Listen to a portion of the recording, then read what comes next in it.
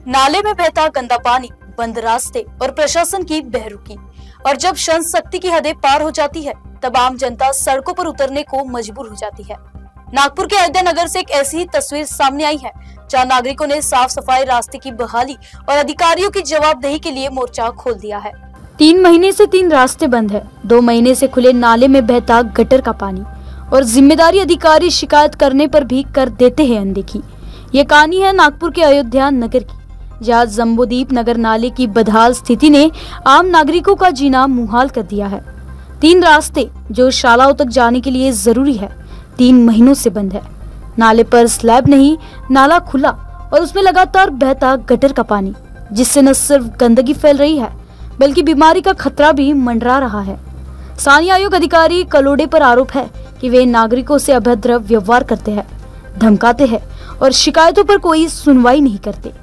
थक हारकर भाजपा नेता परशु ठाकुर के नेतृत्व में और नगर सेविका रूपाली ठाकुर की उपस्थिति में अयोध्या नगर में नागरिकों ने मोर्चा खोल दिया। सड़क पर उतरकर न सिर्फ नाले पर स्लैब डालने बल्कि तीनों रास्तों को तुरंत खोलने और गटर का पानी बंद करने की मांग की। जम्बूदीप नगरचा नाला आहे, जम्बूदीप नगरच्या अयोध्या नगर भागाला हा नाला आहे। हा नाल्याला तुम्ही बघू शकता, हा नाला 3 महिन्यापासून यांनी हा नाला बनवला, एवढा पॅच आणि याच्यावर स्लॅब नाही। ही परिस्थिती बघा नाल्याच्या जवळची कशी आहे। हे नागरिकांचे घर आहे, याच्यातून हा पाणी जो दिसत आहे हा गटरचा पाणी आहे।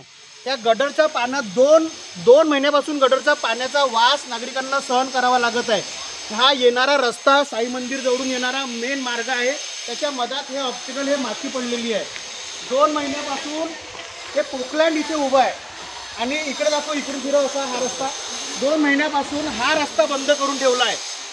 स्वतः कमिशनर साहेबांनी बैठक घेतली, स्वतः कमिशनर साहेब या बैठकीला झोनमध्ये आले, त्यांनी या विषयावर अधिकाऱ्यांसोबत चर्चा केली आणि ताबडतोब काम करायला सांगितलं।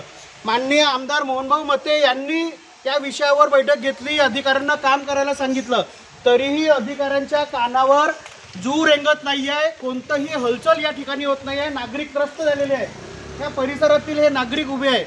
आता नागरिकांना आंदोलन शिवाय दुसरा पर्याय राहिलेला नाही आहे। 3 रस्ते बंद आहे। या घाणेरड्या नाल्यात जो पाणी वाहत आहे त्याच्या दुर्गंधीमुळे आजार पसरत आहे। मग इथे अपघात होईल, एखाद्याचा जीव जाईल, तेव्हा प्रशासन जागा होणार आहे का? 2 वर्षापर्यंत हा नाला असाच रस्ता बंद करून ठेवण्यात आला होता।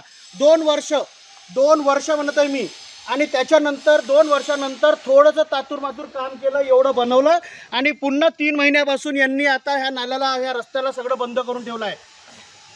मी प्रशासनाला, महानगरपालिकेला ही शेवटची चेतावणी देत आहे, जर या नाल्याचं काम या आठवड्यात पूर्ण झालं नाही तर हनुमान नगर झोनपासून आम्ही NMCच्या मुख्य कार्यालयापर्यंत आंदोलन करू आणि याचा जबाबदार फक्त प्रशासक राहील, फक्त प्रशासक। नाल्याचं काम 3 महिन्यापासून बंद करून ठेवलं आहे आणि त्याच्यामुळे लोकांना त्रास होत आहे।